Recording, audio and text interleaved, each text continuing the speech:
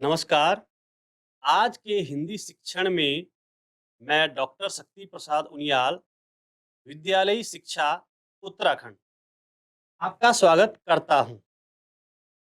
आज हम कक्षा 9 की पाठ्य पुस्तक क्षितिज के प्रथम पाठ दो बैलों की कथा के द्वितीय भाग पर चर्चा करेंगे। आज की कक्षा के चर्चा बिंदु: प्रथम भाग का सारांश, पाठ का आदर्श वाचन करेंगे, पाठ में आए हुए कठिन शब्दों का अर्थ जानेंगे तथा इस पाठ से संबंधित प्रश्न उत्तर को करेंगे। आज की कक्षा को प्रारंभ करने से पहले इससे पूर्व भाग में हमने जो पढ़ा है उसके बारे में संक्षिप्त यहाँ हम चर्चा करेंगे। तो आपको पता ही है कि झुरी नामक जो व्यक्ति है उसके दो बैल हीरा और मोती जो काफी आपस में प्रेम करते हैं और एक दूसरे का साथ, उनकी अच्छी मित्रता है। इसमें एक बार झुरी ने इन दोनों बैलों को अपने ससुराल में भेजा था और दोनों बैलों को लगा कि मालिक ने हमें बेच दिया है और वह गया नामक जो व्यक्ति है उस पर उसके साथ वह जाना नहीं चाहते थे। तो किसी तरह उन्होंने बड़े मुश्किल से गया ने उन दोनों बैलों को अपने घर तक ले गया। उसके बाद जैसे तैसे उन्होंने वहां पर रात बिताई और सुबह जब उनको वहां पर अच्छा भोजन नहीं मिला तो रात को वहां से भाग निकले थे और जब वह भाग निकलने के बाद वापस झुरी के यहाँ पहुंचे तो वहां चरनी यानी जहां चरागाह होता है वहां पर जब झुरी ने अपने दोनों बैलों को देखा तो बहुत ही खुश हुए और आसपास के जो बालक हैं, बच्चे हैं, वो भी प्रसन्न हुए। लेकिन जो उनकी पत्नी थी, झुरी की पत्नी, वो बहुत ही क्रोधित हो गई थी कि यह कामचोर यहाँ पर वापस भाग के आ गए। तो यहाँ तक हमने इस पाठ को पढ़ लिया था, ये संक्षिप्त बताया है। इसके बाद की कहानी को आज हम इस पर चर्चा करेंगे। दूसरे दिन झुरी का साला फिर आया और बैलों को ले चला, यानी पहले भी ले गया था और दोबारा फिर ले गया। अब उसने दोनों को गाड़ी में जोता। दो चार बार मोती ने गाड़ी को सड़क की खाई में गिराना चाहा पर हीरा ने संभाल लिया। वह ज्यादा सहनशील था, यानी हीरा क्या था? सहनशील था, लेकिन जो मोती है वो काफी गुस्सैल का था। संध्या घर पहुंचकर उसने दोनों को मोटी रस्सियों से बांधा, यानी शाम को जब घर पहुंचे तो उसने दोनों को मोटी रस्सियों से बांधा और कल की शरारत का मजा चखाया। फिर वही सूखा भूसा डाल दिया। अपने दोनों बैलों को खली चूनी सब कुछ दी। दोनों बैलों का ऐसा अपमान कभी नहीं हुआ। यानी वो जो गया था उसने दोबारा क्या किया कि उसे अच्छा घास न देकर सूखा भूसा दिया। दूसरे दिन गया ने बैलों को हल में जोता पर इन दोनों ने जैसे पांव न उठाने की कसम खा ली थी, यानी वह काम करना ही नहीं चाह रहे थे। वहां पर वह मारते मारते थक गया, यानी जब उसने हल उन पर बांधा था हल लगाने के लिए तो वह मारता गया, लेकिन वह मारते मारते थक गया पर दोनों ने पांव तक न उठाया, यानी वह चलने को बिल्कुल भी तैयार नहीं हुए। एक बार जब उस निर्दयी ने हीरा की नाक पर खूब डंडे जमाए तो मोती का गुस्सा काबू के बाहर हो गया। मोती को फिर गुस्सा आ गया, हल लेकर भागा। हल, रस्सी, जुआ, जोत सब टूट टाट कर बराबर हो गया। गले में बड़ी बड़ी रस्सियां न होती तो दोनों पकड़ाई में न आते। हीरा ने मूक भाषा में कहा, भागना व्यर्थ है। जो हीरा है उसने अपनी ही भाषा में इशारों से यही कहा कि भागना अब तो व्यर्थ है। मोती ने उत्तर दिया, तुम्हारी तो इसने जान ही ले ली थी, अब की बड़ी मार पड़ेगी। गया 2 आदमियों के साथ दौड़ा आ रहा है, दोनों के हाथों में लाठियां हैं। मोती बोला, कहो तो दिखा दूं, क्योंकि मोती जो है गुस्सा वाला था ही। कुछ मजा मैं भी, लाठी लेकर आ रहा है। हीरा ने समझाया, नहीं भाई, खड़े हो जाओ, मुझे मारेगा तो मैं भी 1-2 को गिरा दूंगा। नहीं, हमारी जाति का यह धर्म नहीं है। मोती दिल में ऐंठ कर रह गया। गया आ पहुंचा और दोनों को पकड़कर ले चला। कुशल हुई कि उसने उस वक्त मारपीट नहीं की, केवल पकड़कर ले गया। नहीं तो मोती भी पलट पड़ता। यानी अगर वह मारपीट करता तो मोती भी उसे जरूर मारता।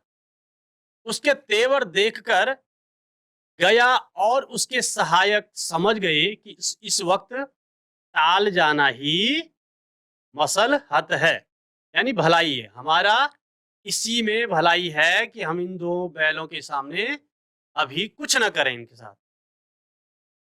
आज दोनों के सामने फिर वही सूखा भूसा लाया गया।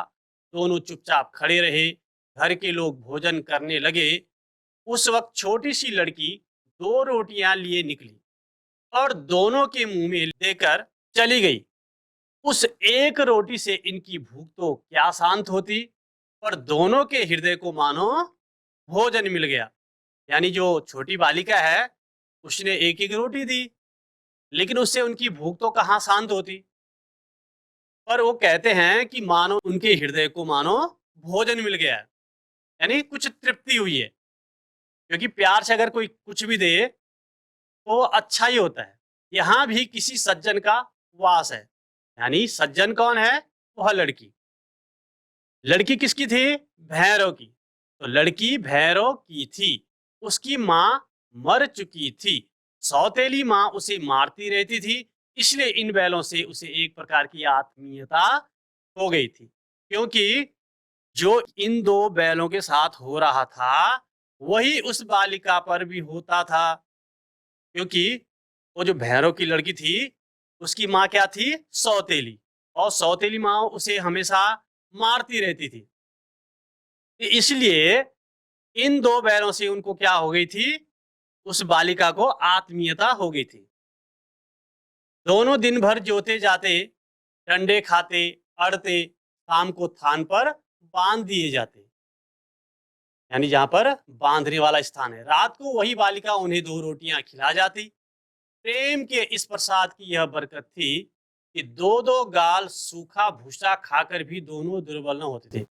यानी उस बालिका का और इन 2 बैलों का आपस में इतना प्रेम हो गया था कि वो सूखा घास खाने के बाद भी कमजोर नहीं हुए थे।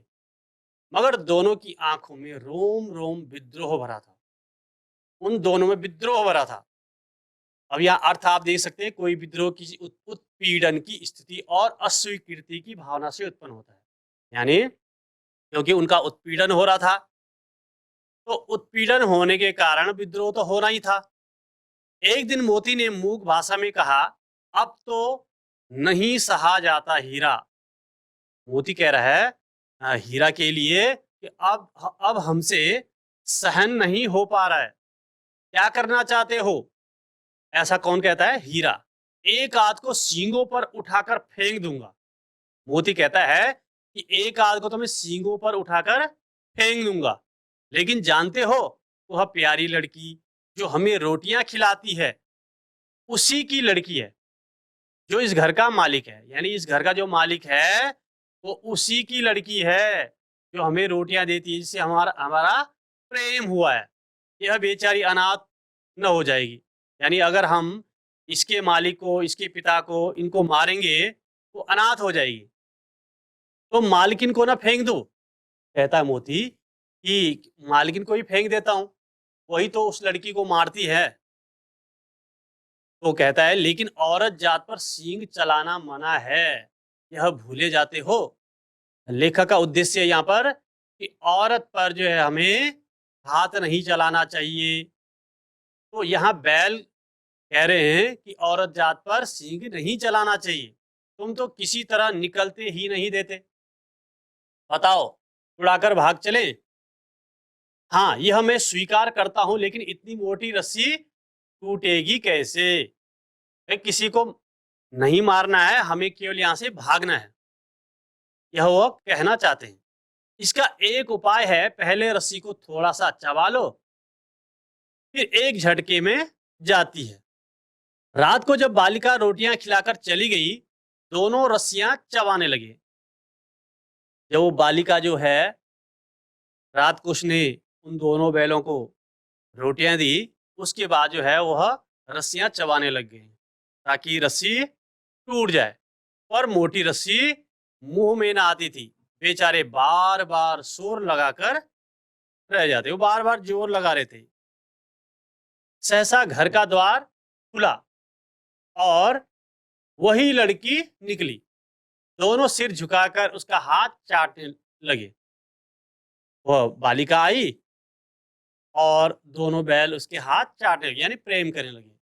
दोनों की पूंछें खड़ी हो गई, क्योंकि उस घर में उसके अलावा उनका कोई नहीं था, ऐसा वह मानते हैं। उसने उनके माथे सहलाए और बोली, खोले देती हूं कि तुम दोनों को यहां से खोल देती हूं और तुम यहां से भागो, चुपके से भाग जाओ, नहीं तो यहां लोग मार डालेंगे। आज घर में सलाह हो रही है कि इनकी नाकों में नाथ डाल दी जाए। वो बालिका बताती है अपने घर की बात, क्या ऐसी सलाह हो रही है घर में। उसने गराव खोल दिया, बैलों के गले में जो पहनाई जाती जो रस्सी है वो उसने खोल दिया, पर दोनों चुपचाप खड़े रहे।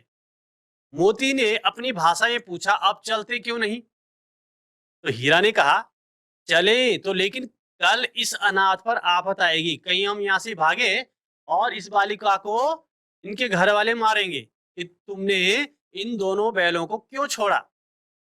सब इसी पर संदेह करेंगे। सहसा बालिका चिल्लाई, दोनों फूफा वाले बैल भागे जा रहे हैं। वह फालतू में चिल्लाने लगी ताकि ये दोनों यहाँ से भाग जाएं। और क्या कहा, दोनों फूफा वाले बैल भागे जा रहे हैं। ओ दादा दादा, दोनों बैल भागे जा रहे हैं, जल्दी दौड़ो। यानी घर में तो यह बताना चाहते कि दोनों बैल भाग गए, और इधर बैलों को बोलती है यहां से जल्दी दौड़ो। गया हड़बड़ाकर भीतर से निकला और बैलों को पकड़ने चला। वो जल्दीबाजी में आया और बैलों को पकड़ने भागा। वही दोनों भागे। गया ने पीछा किया और भी तेज हुए। जब गया उनका पीछा कर रहा था तो दोनों बैल और तेज चले। गया ने शोर मचाया, फिर गांव के कुछ आदमी को भी साथ लेने के लिए लौटा। हम जो है औरों को भी ले जाएंगे। गांव के कुछ आदमियों को भी साथ लेने के लिए वह लौटा, ताकि मेरे साथ और गांव के लोग भी निभाएंगे। दोनों मित्रों को भागने का मौका मिल गया, सीधे दौड़ते चले गए, यहां तक कि मार का ज्ञान न रहा। यानी जब किसी पे आपत्ति आती है तो कहीं को भी भाग जाता है।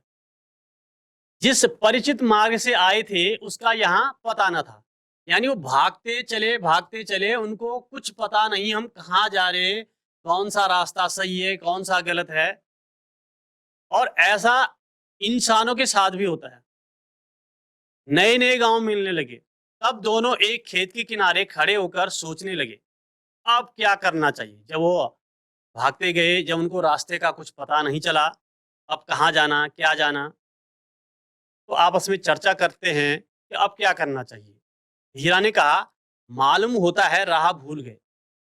हीरा कहता है कि हमें ऐसा लग रहा है कि हम रास्ता भूल गए।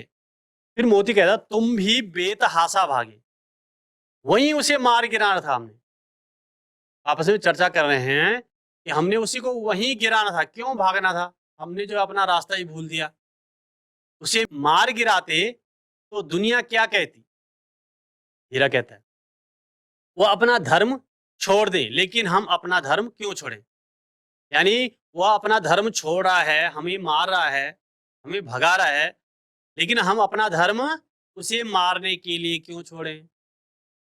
दोनों भूख से व्याकुल हो रहे थे। खेत में मटर खड़ी थी, यानी उन्होंने मटर की फसल देखी थी और चरने लगे। रह रह कर आहट ले लेते थे, कोई आता तो नहीं है। ऐसा उनको लग रहा है कोई आ नहीं रहा, तो हम जो है यहाँ मटर चर लेते हैं। जब पेट भर गया, दोनों ने आजादी का अनुभव किया। तब उनको लगा कि बस अब हम आजाद हो गए, तो मस्त होकर उछलने कूदने लगे दोनों। यानी जब उनका पेट भर गया तो मस्त से उछलने कूदने लगे। पहले दोनों ने डकार ली, फिर सींग मिलाए और एक दूसरे दूसरे को खेलने लगे, यानी आपस में वो मस्ती करने लगे। मोती ने हीरा को कई कदम पीछे हटा दिया, यहाँ तक कि वो खाई में गिर गया। तब उसे भी क्रोध आया, संभल कर उठा और फिर मोती से मिल गया। मोती ने देखा खेल खेल में झगड़ा हुआ चाहता है, तो किनारे हट गया। मोती को लगा कि यार ये जो खेल खेल में झगड़ा हो जाएगा, इसलिए वो हट गया। अरे, यह क्या? कोई सांड ढौंकता चला आ रहा है। यानी जब वो आपस में मनोविनोद कर रहे थे, हंसी मजाक कर रहे थे, लड़ाई कर रहे थे, तब उन्होंने देखा कोई सांड जो है गर्जना कर कर आ रहा है। हाँ, सांड ही है। वह सामने आ पहुंचा। दोनों मित्र बगले झांक रहे हैं। सांड पूरा हाथी है, यानी बहुत बड़ा विशाल। उससे भिड़ना जान से हाथ धोना है। बैल सोच रहे हैं कि सांड तो पूरा हाथी की तरह है और उससे भिड़ना, उससे लड़ना तो जान से हाथ धोना है। लेकिन न भिड़ने पर भी जान बसती नजर नहीं आती। अगर नहीं भी भिड़े तब भी उसने मारना है, भिड़ना तो भी मारना है। इन्हीं की तरफ आ भी रहा है। इतनी भयंकर सूरत है। मोती ने मूक भाषा में कहा, गुप्त में बोला, बुरे फंसे, जान बचेगी? कोई उपाय सोचो। हीरा ने चिंतित स्वर में कहा, अपने घमंड में भुला हुआ है। आरजू विनती न सुनेगा। हाँ? वह अभी हमारी जो इच्छा नहीं सुनने वाला, हमारी कामना नहीं सुनने वाला हो। भाग क्यों न चले? तो भागना कायरता है, तो फिर यहीं मरो। बंदा तो 9 2 11 होता है। और जो दौड़ाए, वो आपस में बात कर रहे हैं कि मैं तो 9 2 11 होता हूं। तो फिर क्या उपाय है, जल्द सोचो। लपक रहा था हीरा को मारने के लिए, तो इधर मोती ने सींग भोंक दी। आखिर बेचारा जख्मी होकर भागा और दोनों मित्रों ने दूर तक उसका पीछा किया। तब दोनों ने उसे छोड़ दिया। जब उसे दूर तक उसे भगा दिया, तब दोनों ने उनको उस सांड को छोड़ दिया।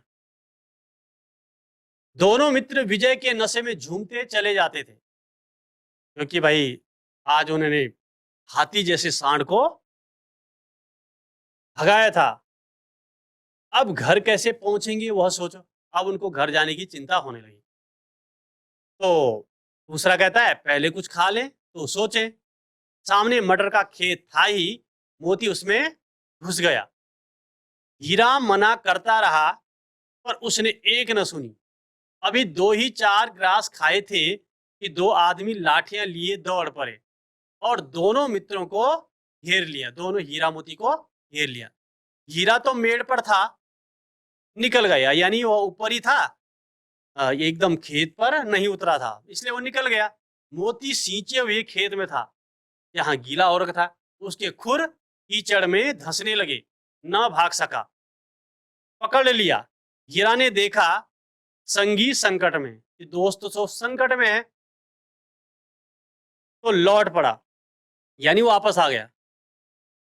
यानी यह मित्रता की कहानी देख सकते हैं आप, कि फंसेंगे तो दोनों फंसेंगे। अगर कोई और होते तो शायद एक भाग जाता कि भाई मुझे तो नहीं पकड़ा, यह पकड़ा गया तो ठीक है, मुझे क्या करना। लेकिन वह वापस आया। रखवालों ने उसे भी पकड़ लिया। प्रातःकाल दोनों मित्र कांजी हाउस में बंद कर दिए गए। तो कांजी हाउस क्या होता है? जहाँ उजाड़ यानी उत्पात मचाने वाले पशुओं को अलग रखा जाता है।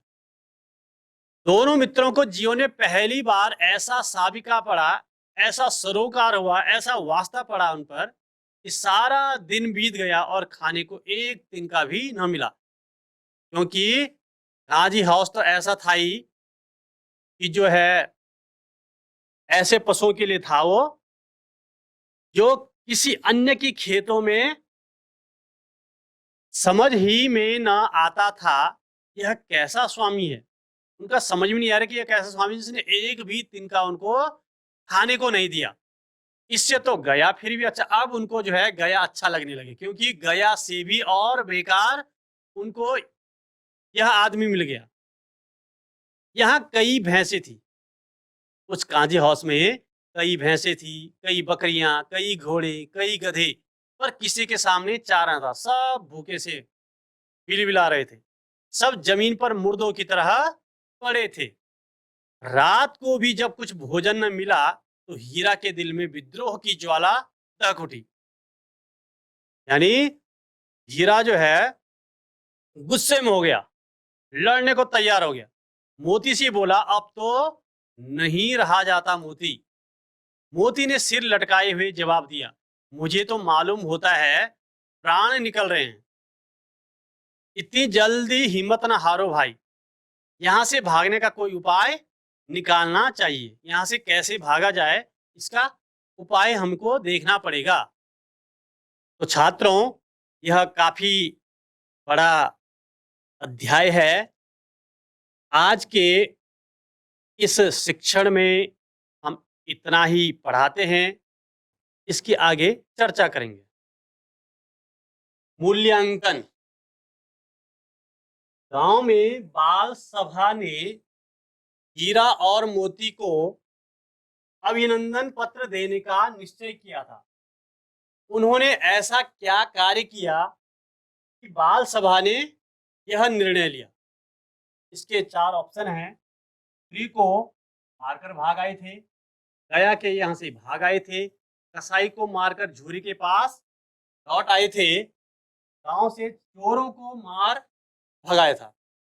तो इस पाठ के अनुसार आपको क्या लग रहा है? तो यहाँ यह उत्तर होना चाहिए, गया के यहाँ से वह भाग आए थे।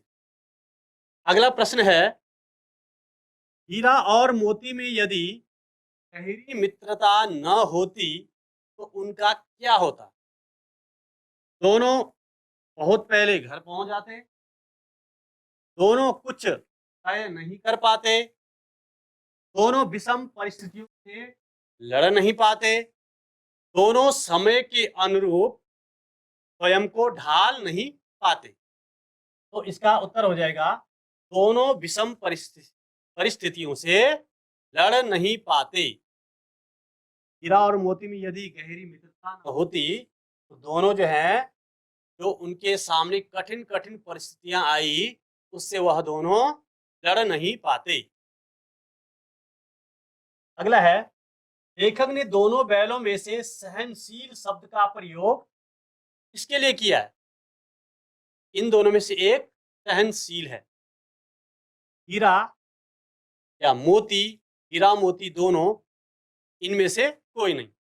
इसका सही हो जाएगा हीरा। अगला है, भैरव की लड़की बैलों को बहुत दुलार करती थी। उसका बैलों से इतना आत्मीयता संबंध होने के पीछे क्या कारण होगा कि उस बालिका का उन दोनों बैलों से आत्मीयता हुई? पशुओं के प्रति प्रेम के कारण। तो पशुओं से प्रेम करती है क्या? बैलों की स्थिति समतुल्य होने के कारण, बैलों को सबके द्वारा त्यागने के कारण, बैलों की दयनीय दशा देखने के कारण। तो इसका उत्तर है ये वाला, बैलों की स्थिति समतुल्य होने के कारण। क्योंकि जैसे जैसे बैलों की दुर्दशा हो रही थी उस घर पर, वैसे ही उस बालिका पर भी अत्याचार हो रहा था। तो यानी आत्मीयता संबंध होने के कारण यही था कि दोनों समतुल्य थे, बैल भी और बालिका भी। क्योंकि बालिका के ऊपर जो है उसकी जो सौतेली माँ थी उस पर अत्याचार करती थी, और जो गया था मालिक वह इन दोनों बैलों पर अत्याचार करता था। गृह कार्य, गांधी हाउस में कैद पशुओं की हाजिरी क्यों ली जाती होगी? क्या तुमने अपने घर में करना है इन प्रश्नों को। एक कांजी हाउस है जहां पशुओं को रखा जाता है, उन पशुओं में हाजिरी ली जाती है कि प्रत्येक दिन आज कितने बैल हैं, आज कितने भैंस हैं, दूसरे दिन कितने। तो उनको उनकी हाजिरी क्यों ली जाती होगी, इसको आपने उत्तर देना है। किन किन घटनाओं से पता चलता है कि हीरा और मोती में गहरी दोस्ती है? ऐसे कौन कौन से कारण पाठ में आए हैं कि हीरा और मोती में गहरी दोस्ती है? तो आपने बताना है। हमने चर्चा की प्रथम भाग की पुनरावृत्ति, यानी उसका हमने सारांश, जो पहला भाग था इसका, तो हमने सारांश को देखा, यानी उस पर हमने चर्चा की। पाठ का हमने आदर्श वाचन किया, पाठ में आए हुए कठिन शब्दों को हमने समझा, और मूल्यांकन के रूप में पाठ से संबंधित प्रश्नों को हमने यहाँ पर चर्चा की। धन्यवाद।